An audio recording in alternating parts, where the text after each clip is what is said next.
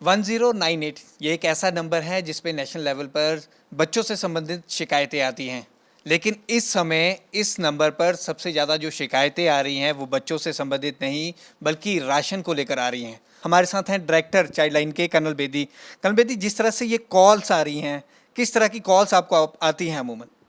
सी, मैं आपको ये बताना चाहता हूँ कि 1098 इज़ ए नेशनल हेल्पलाइन।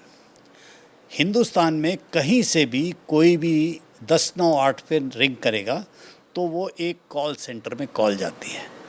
वो जब आप कहो कि जी मैं चंडीगढ़ के लिए डिस्कस करना है या बात करनी है, तो वो चंडीगढ़ में कॉल ट्रांसफ़र हो जाती है।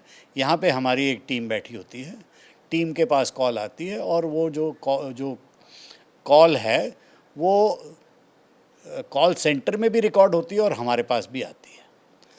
तो जो इश्यूज़ हैं वो बताए जाते हैं, कहाँ से कॉल आई एक हम नोट कर लेते हैं, प्लस किसको मदद चाहिए वो हम ले लेते हैं।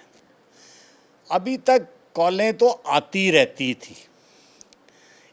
ये लॉकडाउन के दौरान ज़्यादा कॉल्स चंडीगढ़ और मोहाली में जो आई हैं हमारे पास, वो ज़्यादा कॉल राशंस के लिए हैं। शुरू में था कि जी हमें कोई ये मास्क और हाथ धोने का ये वो चीज़ें लेके दो, पर उसके बाद में मेन चीज़ जो रिक्वायरमेंट आ रही है वो आ रही है राशंस की। राशन में ऐसे था कि जब शुरू में अंधाधुन हुआ कि जी भेजो करो जी के, तो हमें भी इतना स्टैंडर्डाइज नहीं था। हमने कहा चलो ये भी ले लो वो भी ले लो, ऐसे करो वैसे करो। फिर फाइनली हमने कहा भाई देखो, हमने अपना बजट भी देखना है और हमने ऐसे भी करना है कि सबको चीज़ पूरी भी पहुँचे और उनके लिए भी चले।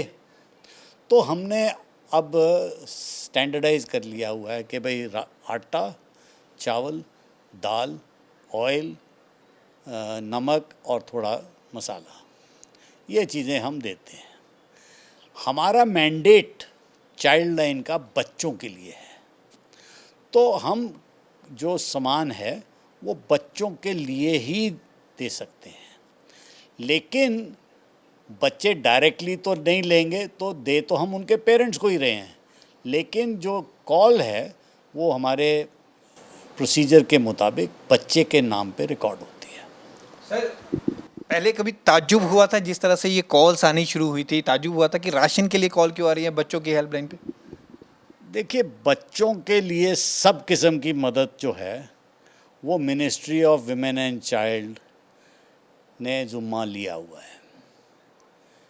ये राशन हो, दवाई हो, शेल्टर हो, ये हो, तो ये सिस्टम पूरा आपको शायद मालूम होगा कि चाइल्ड प्रोटेक्शन सिस्टम जो है वो पूरे हिंदुस्तान में बना हुआ है और अप टू डिस्ट्रिक्ट लेवल इसका प्रभाव नीचे तक है।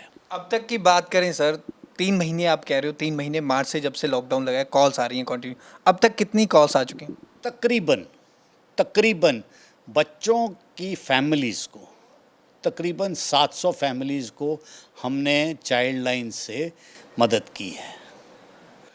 इसके अलावा क्योंकि हम इस सिस्टम में लगे हुए थे, तो डिस्ट्रिक्ट चाइल्ड प्रोटेक्शन यूनिट और चाइल्ड वेलफेयर कमेटी, उन्होंने भी हमें अप्रोच किया कि जी आप तो बांट ही रहे हो, थोड़े से राशन हमारे पास भी हैं और हमारे को भी कॉलें आ रही हैं। उन्होंने भी एक बड़ा अच्छा सिस्टम बनाया है, वो उसको कहते हैं ट्री सिस्टम।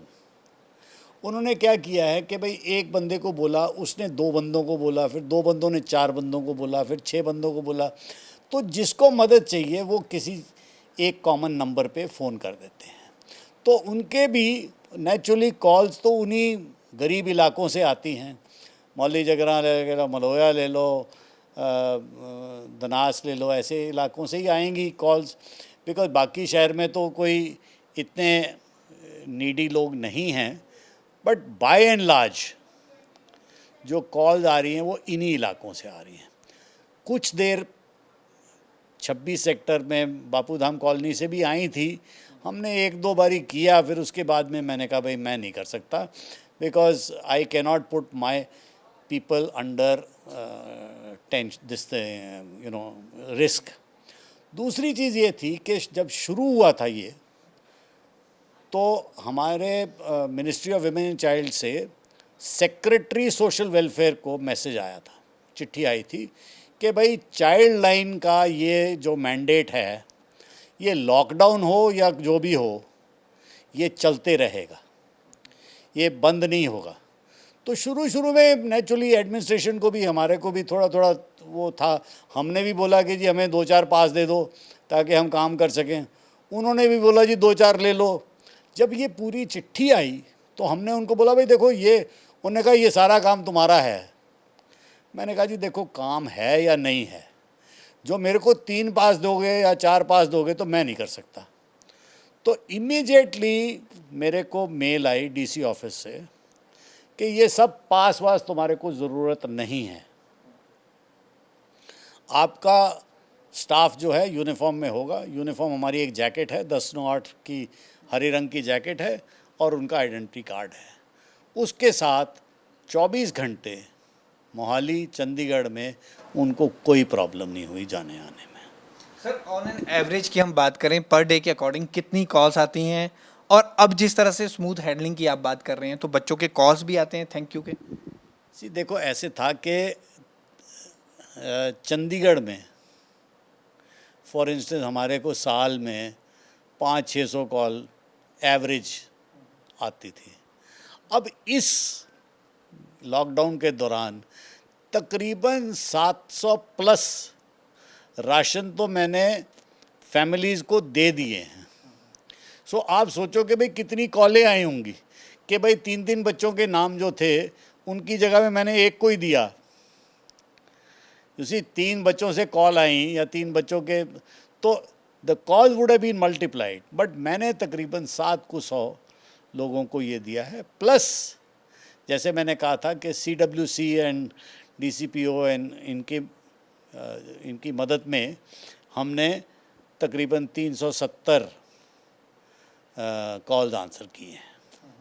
हमने एक छोटा सा मतलब गेम कह लो या जो भी कह लो, वो मैं आपको बताया था कि हमने एक, क्योंकि हम बच्चों के लिए कर रहे हैं तो मैंने सोचा, अपने स्टाफ से भी डिस्कस किया कि सर बच्चों को जो हम दे रहे हैं तो कुछ बच्चों के लिए भी तो होना चाहिए। जो आटा दाल है वो तो माँ बाप रख लेंगे।